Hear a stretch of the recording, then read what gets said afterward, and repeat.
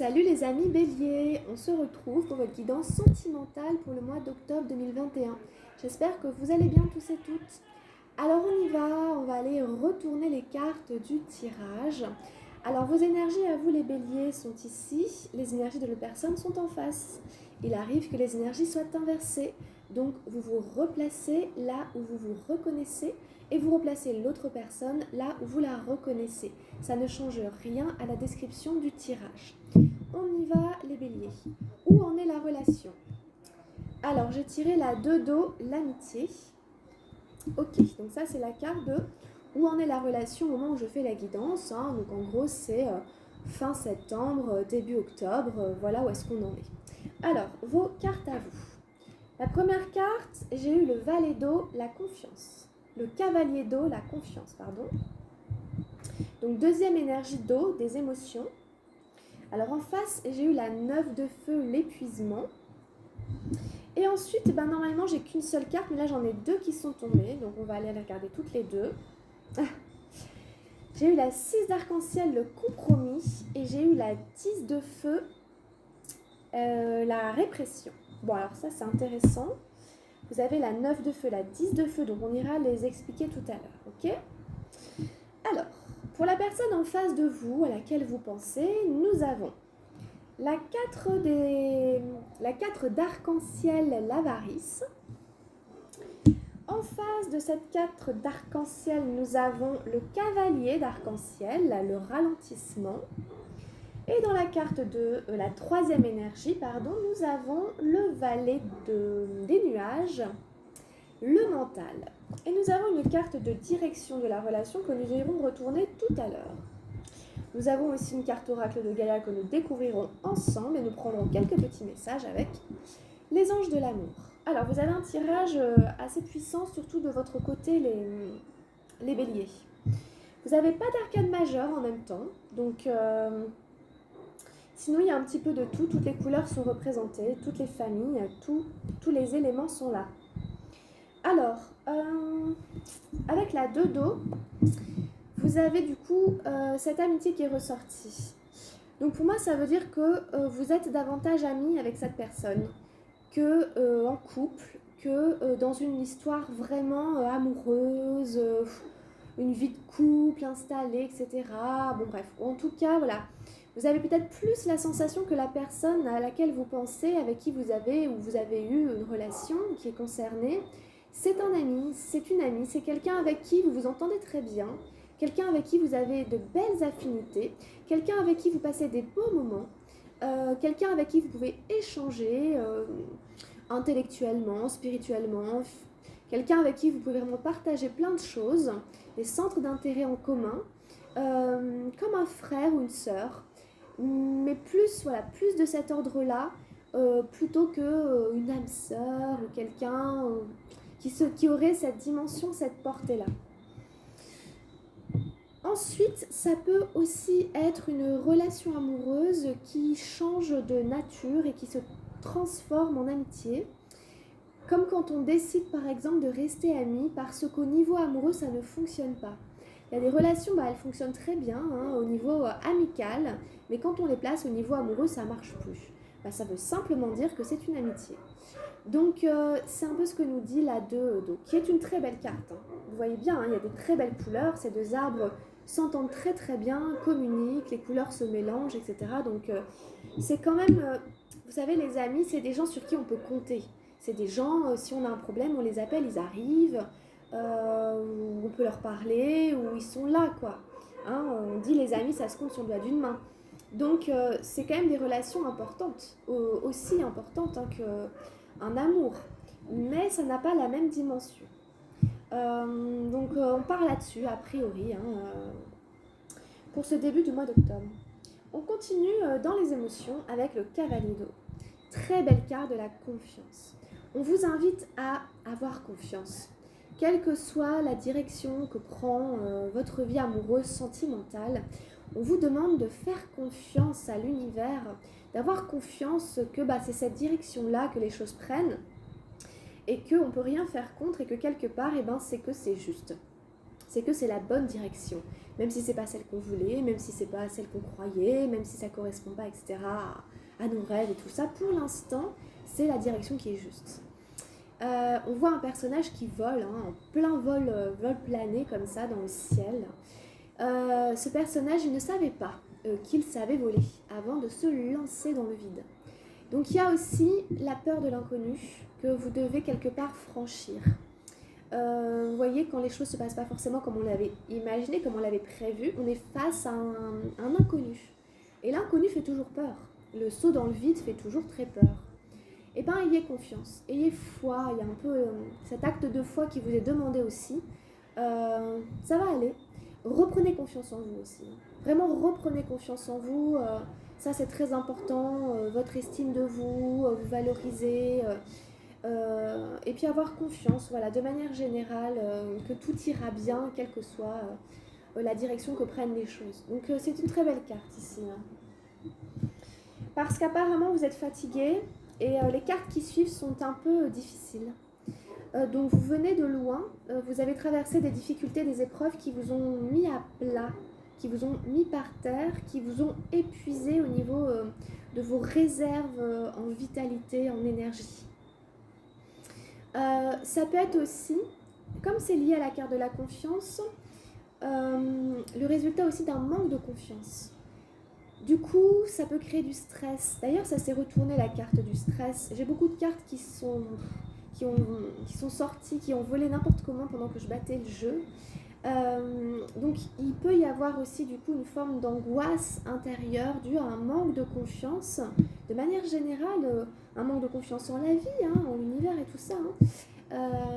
Et donc, du coup, voilà, ça crée une forme de tension, de résistance, d'angoisse, de stress, qui épuise complètement les ressources. Donc avec ce 9, vous êtes aussi sur la fin d'un parcours extrêmement fatigant, extrêmement épuisant dans la vie amoureuse, sentimentale et affective. Vous avez derrière la 10, elles sont l'une à côté de l'autre, et vous voyez la 10 c'est la répression, donc ça va encore plus loin. Donc vous avez vraiment, j'ai l'impression du coup, là, entre septembre, octobre, et puis peut-être depuis plusieurs mois, vécu le parcours du combattant. C'est vraiment ça, regardez le parcours du combattant au niveau affectif, amoureux, qui vous a rincé, qui vous a vraiment épuisé. Il va être nécessaire de recharger vos batteries pour pouvoir vous relancer et faire ce saut dans l'inconnu qu'on vous invite à faire. Si vous êtes épuisé, moi je dis toujours, surveillez votre hygiène de vie, dormez bien, mangez bien, faites du sport, continuez à maintenir une hygiène de vie, une structure de base qui va vous aider à vous régénérer.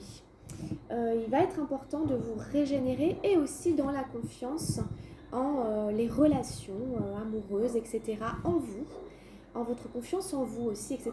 C'est là aussi où il peut manquer d'énergie.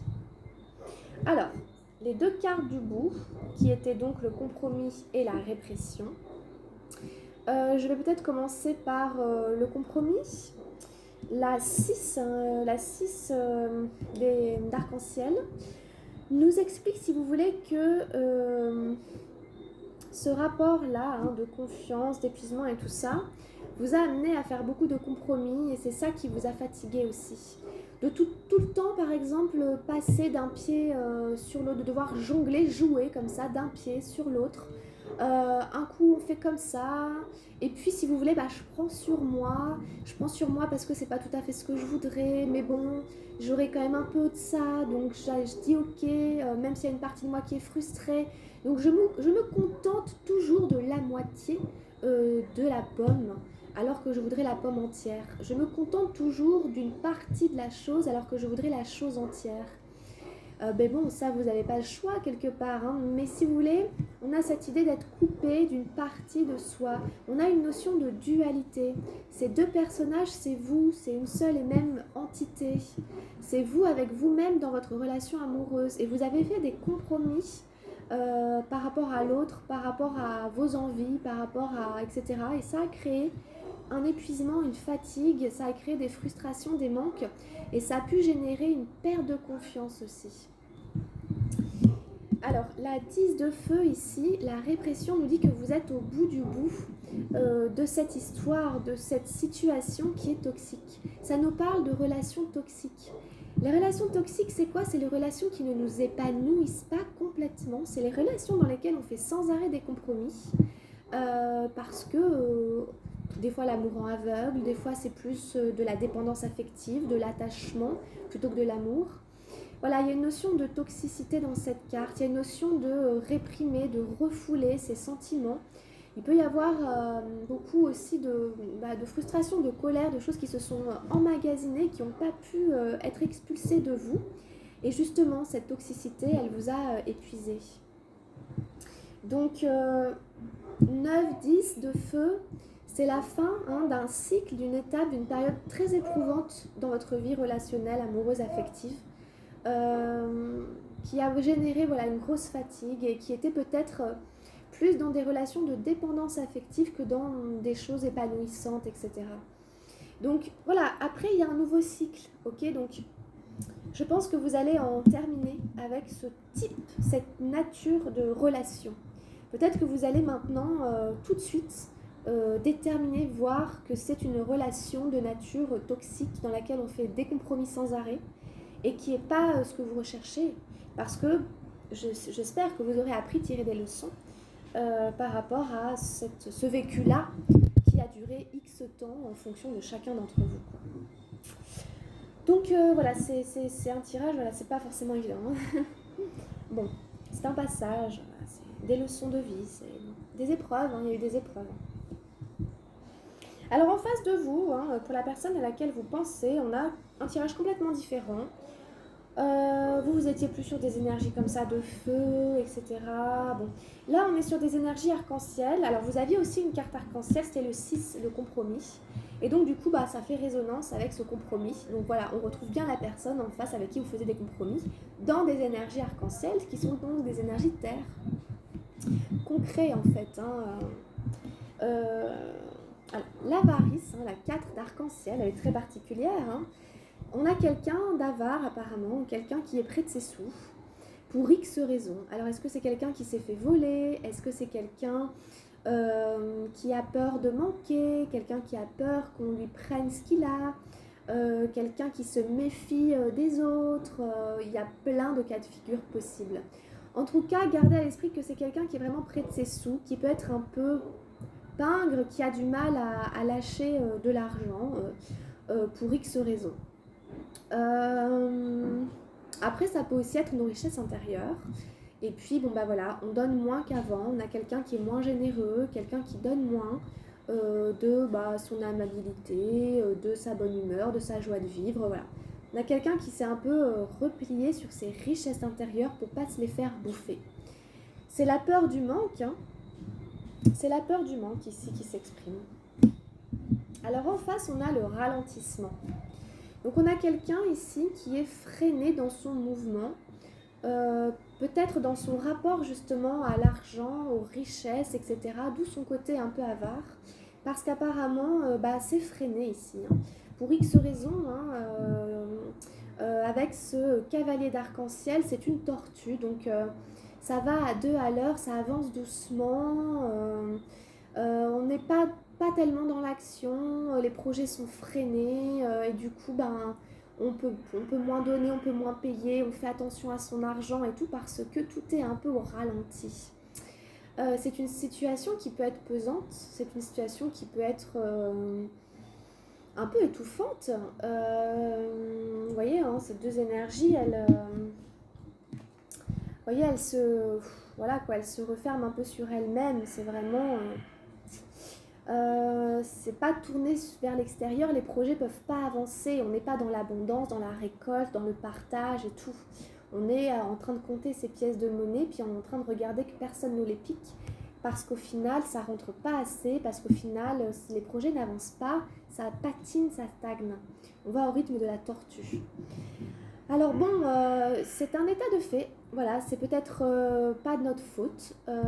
Si ça va à cette allure-là, autant l'accepter Et puis autant utiliser la philosophie zen qui dit, profiter de l'instant présent, être dans l'instant présent, se sentir vivant, se sentir malgré tout reconnaissant dans la gratitude, dans l'instant présent, et puis les choses viendront en leur temps.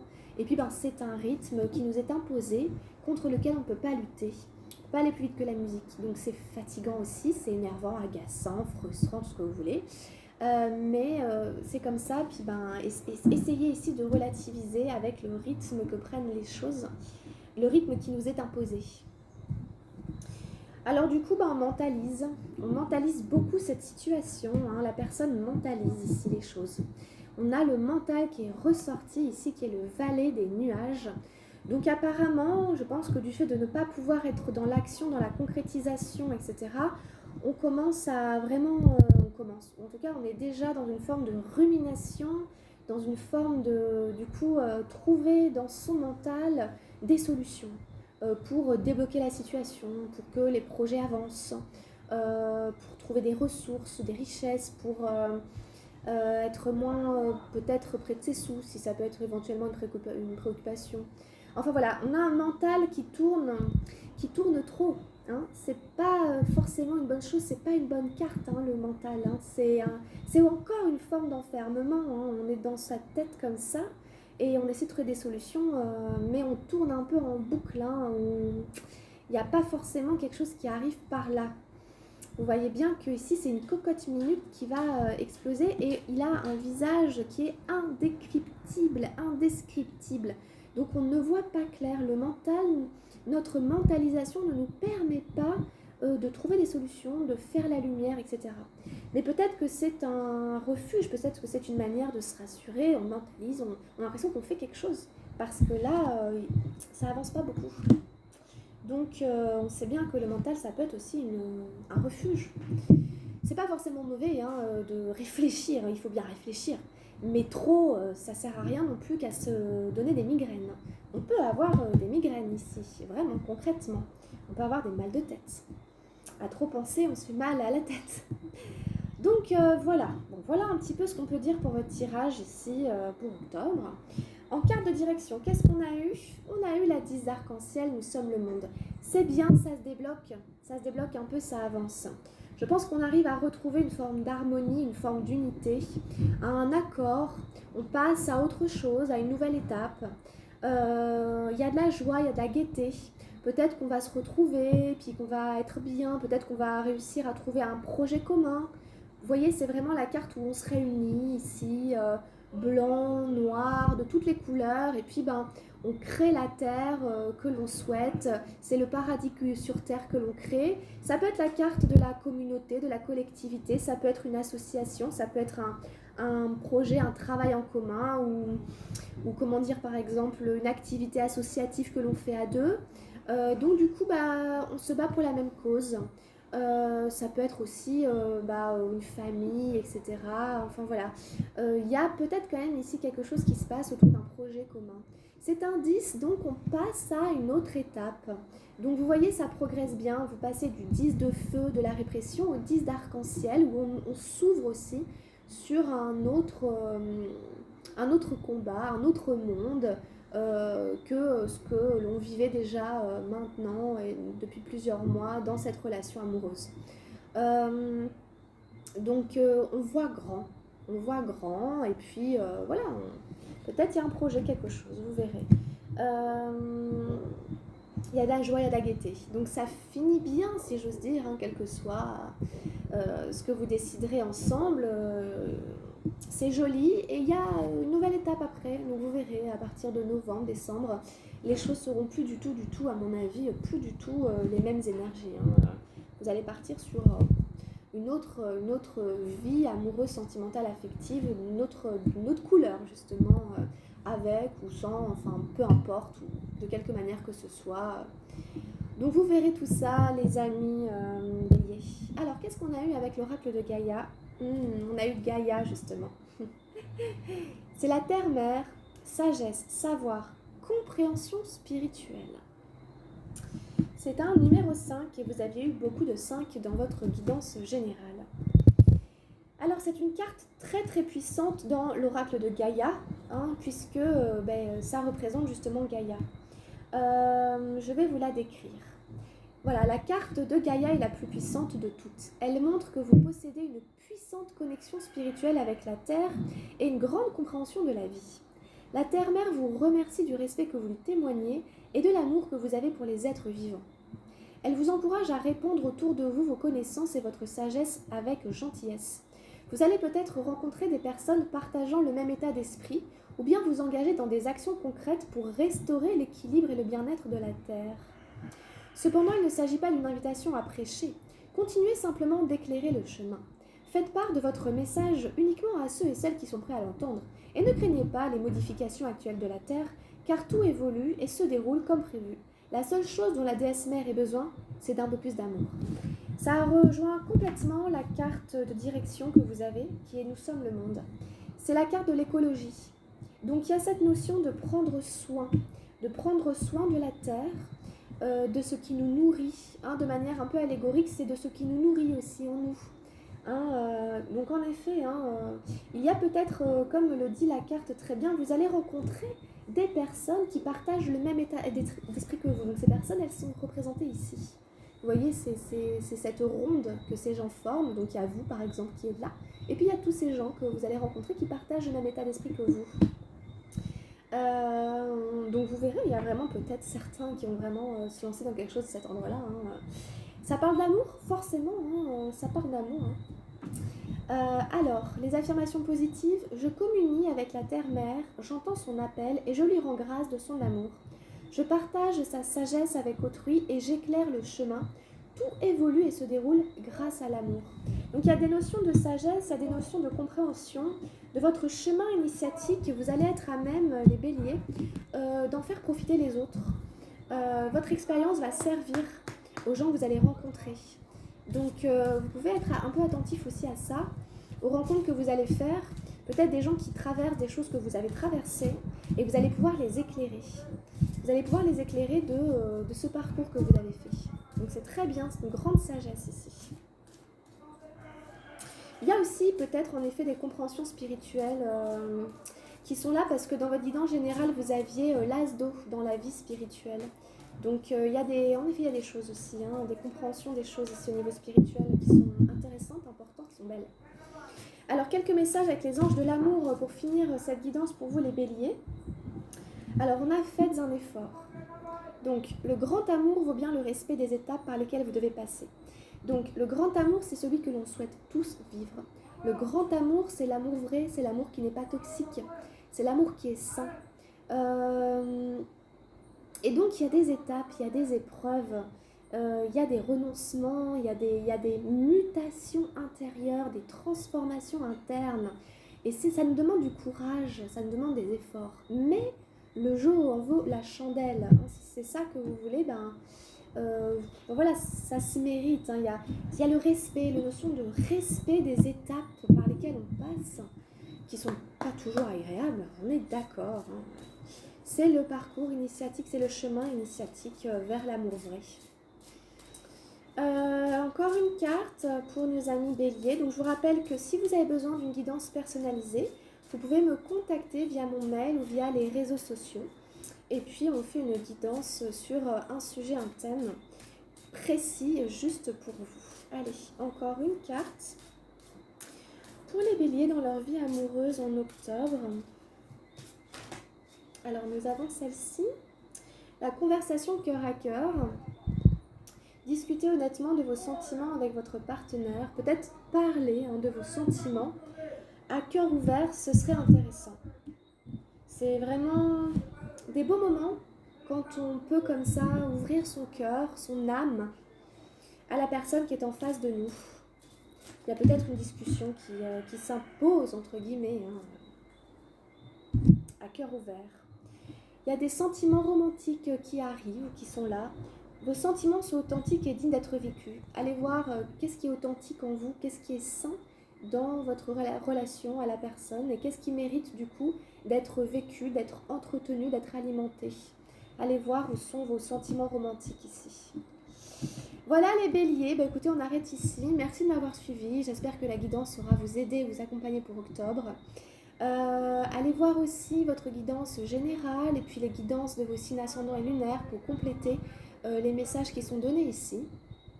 Et puis restez avec moi pour la suite de l'aventure. On se retrouve très bientôt. Portez-vous bien, prenez bien soin de vous les béliers. Je vous embrasse très très fort et à très vite. Grosse bise. Bye bye.